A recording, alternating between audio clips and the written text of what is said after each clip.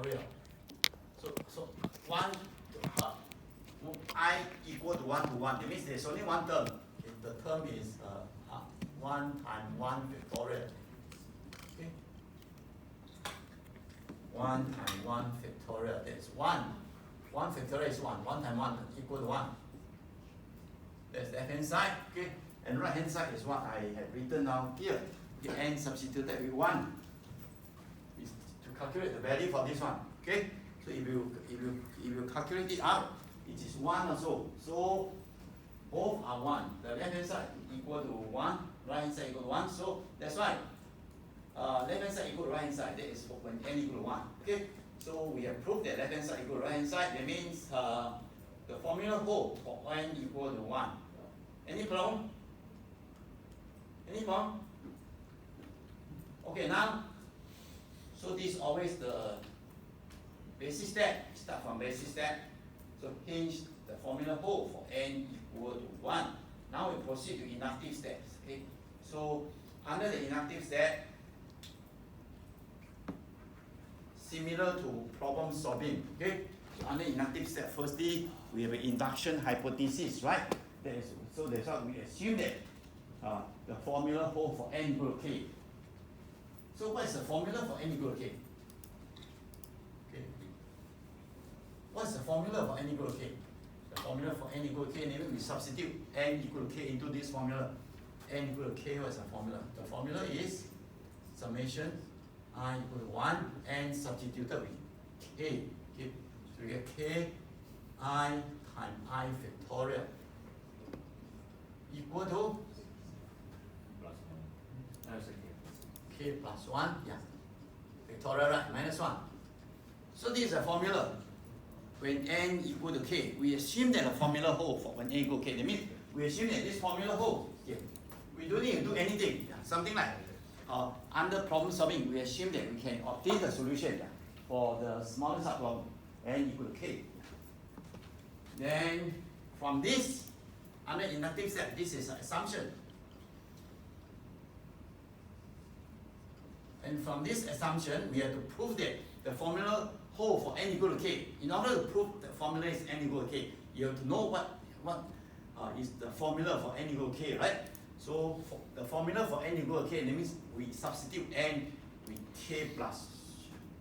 The formula for n equal to k plus 1, that means we substitute n with k plus 1 into this formula. When we substitute n by k plus 1, we get I equal to 1 to k plus 1. I factorial, right?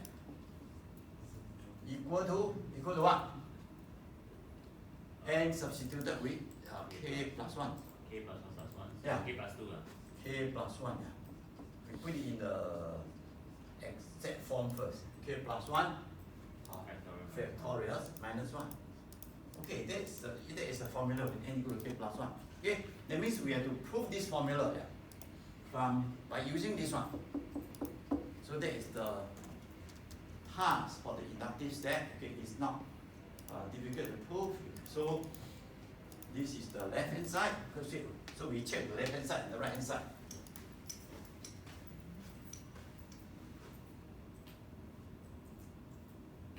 Okay, the left hand side is this summation I from 1 to k plus 1. So I from, what's the difference between left hand side of k and left hand side k plus 1? Basically, the left hand side of k plus 1 just have one additional term here in comparing with the left hand side for k. Okay, so if we expand it out, this is the left hand side for k plus 1 k. Okay, so before k plus 1 term, the last term is k plus 1 because the last index k plus 1. Before you reach k plus 1, there is a term k, right? K before you reach k plus 1. So this is the whole expansion for this summation. So after you expand it out, you will notice that actually until here is the left hand side for k is the left hand side. Okay, that is actually the summation of I equal to 1 to k, I times I factorial until here, whole thing here.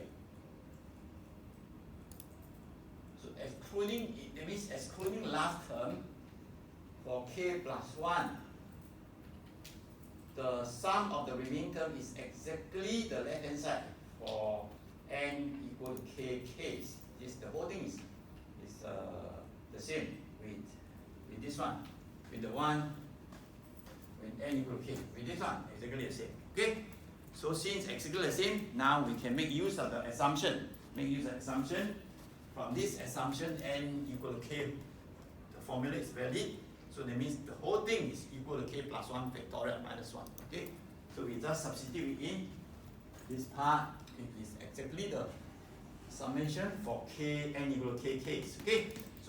So and from the assumption we have this formula. We have this formula. So we can replace this one with k plus 1 factorial. Replace this one with k plus 1 factorial minus 1. Okay? Then the last term remains. This is always the first thing you do when you come to inductive step. The first thing you do is to make use of the inductive assumption. Make use of what? Make use of hypothesis. Make use of the formula for n equal to k. So after we separate the last term out, we can make use of we can replace this one through using the formula for n equal to k. Okay? So that means we have used the formula for n equal to k case. We substitute in. Okay? After we substitute in, after we make use of the formula for n equal to k, then we should compare when we should compare this with the final answer we need to prove. We need to prove that right hand side equal to this one. We compare them. Once you compare, you notice that okay, here have a minus 1, right? Here also have minus 1. Okay? Here also have minus 1, right? So they are exactly the same. Yeah. So our objective is to make this one exactly the same with this one. Since both have minus 1, so we should leave minus 1 untouched. We should separate minus 1 and leave it untouched. Put it here, okay? Untouched. Because now we already have one term the same already. So what we need to do is to do something with the remaining term. Now there are two more terms here, two more terms. So, and the first term and the second term, okay? So the last term is minus 1. Since we have it there, we should just keep it untouched, put it there. Then we combine these two terms. Very easy to combine these two terms. You notice that there's a common factor. The first term and second term both have k plus 1, the common factor, k plus 1 factorial. Okay, so you can take out k plus 1 factorial. Right? So the first term only have k plus 1 factorial. Once you take it out, it is 1. Okay? It's 1 only. The second term, k plus 1 factorial times k. Once you take this one out, you factor it out. Once you factor k plus 1 factorial out, you are left with k plus 1. Okay? So after you factor out k plus 1 for the first and second term, you left with this one, 1 plus k plus 1. That is k plus 2. Okay? So now you get to this. What is this? This means k plus 1 factorial times k plus 2, right? Minus 1. This k plus 2, right? K plus 1 factorial times k plus 2, what is that? K plus 1 factorial times k plus 2, there. K plus 2 factorial, right? Times one more term only. That's k plus 2 factorial. Any problem to see that? So that means this whole thing is k plus 2 factorial. So we get k plus 2 factorial and here minus 1 still there. Okay? So k plus 2, we re-express it, make it exactly the same. K plus 2 can be expressed as k plus 1 plus 1, right? So now exactly the same with this form. Yeah. So this is exactly the right hand side. So now we prove the left hand side equal to right hand side. Okay, for n equal to k plus 1. Yeah. So the formula for we have proved that the formula, the left hand side of n equal to k plus 1 equal to the right hand side n equal to k plus 1. It means we have proved that the formula hold for n equal to k plus 1. Alright? Okay? So we have proved the formula whole for n equal to k plus 1.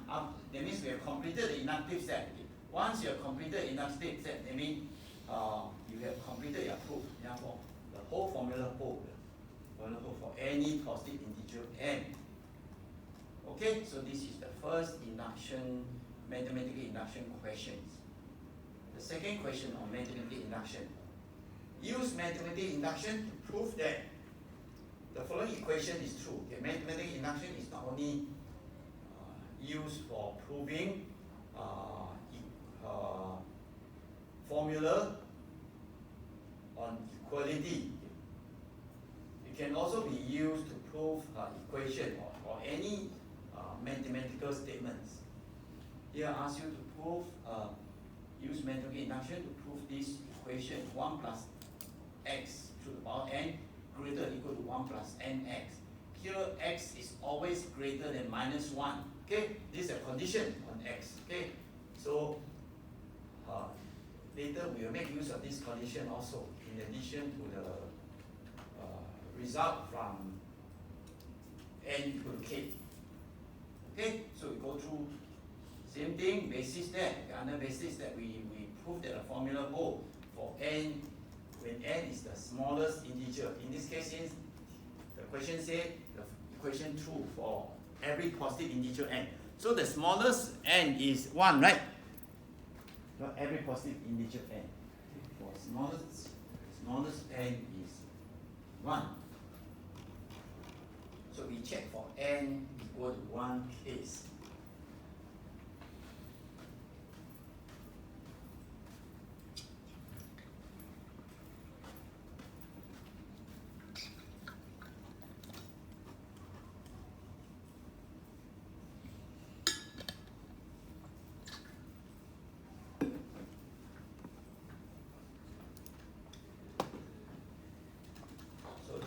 Formula 1 plus x to the power n greater or equal to 1 plus nx.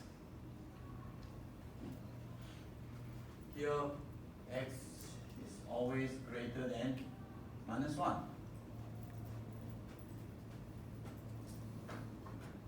Okay, so we check the formula for n equal to 1. N equal to 1 means this is the formula. N equal to 1. The formula is 1 plus x to the power 1 greater or equal to 1 plus 1 times x. Okay, so we check the left hand side.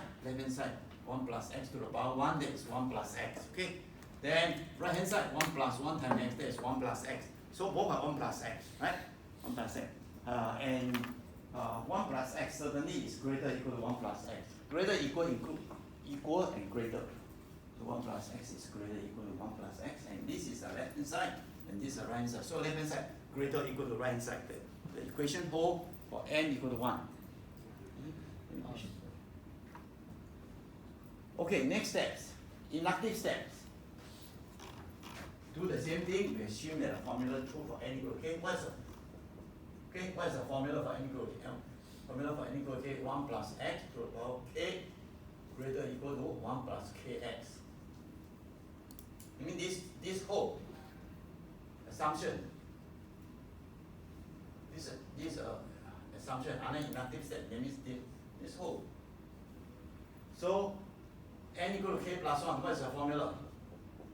N equal to k plus 1, that means 1 plus x to the power k plus 1 greater or equal to 1 plus k plus 1x. So this is assumption n equal to k. Now the inductive step. That means this formula hold. Okay. And we need to prove that this formula also hold for n equal to k plus 1. We do not know whether this formula hold. Okay. Now we assume that this formula is hold. We take it as given. This inequality is given true. We can make use of it. So now we proceed to the inductive step. Okay. So we will do from left hand side to right hand side for n equal to k plus 1. So n equal to k plus 1, the left hand side is 1 plus x to the power k plus 1, right? So now we have to try to make use. The first thing, when we come to the inductive step, the first thing we have to do is try to make use of the assumption, okay? So 1 plus x to the power k plus 1, okay? Now, this is not so direct as the previous question, on how to use assumption, how to use this one, okay? For this step, here 1 plus xk plus 1, and here this for n equal to k, this is a formula. How to make use of this formula? Definitely, you have to make use of this formula. When you come with inductive step, the first thing is to make use of this formula. Okay? So, but we notice that 1 plus x to the power k plus 1 is this one, right? We can hot power, yeah, x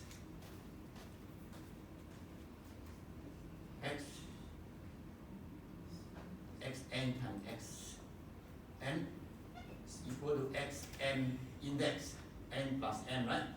So this is the basic algebra. Okay? Index, when you time, is you must plus the index together, right? So from that, okay, this one is k plus 1, we divide into two terms. One is k1, so it's the same. So when you combine together, it's 1 plus xk plus 1. We divide into two terms because after we divide into two, after you separate into two terms, yeah, then this one is exactly the same with this one, right? Exactly for the case k plus 1. But we still cannot make use of this formula directly. Make use of this one, but now we have to make use of one basic property of inequality. Okay, so we have this, right? We have this. This is given. The power k is greater or equal to 1 plus kx. So this is given. This from assumption we have this.